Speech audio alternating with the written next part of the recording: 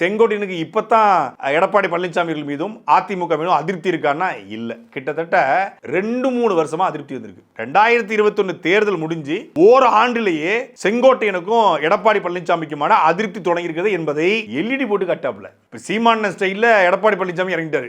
பின்னாடி எல்இடி பேனரை வச்சுக்கிட்டு அந்த குறும்படத்தை காட்டுங்கள் அப்படின்னு சொல்லி குறும்படத்தை போட்டு காட்டிருக்காப்ல. அத்திக்கடவு அவிநாசி திட்ட தொடக்க விழாவை பல்வேறு விவசாய சங்கங்கள் ஒருங்கிணைக்கிறது. அந்த கோவிச்செட்டிப்பாளையத்தில் நடைபெறுது.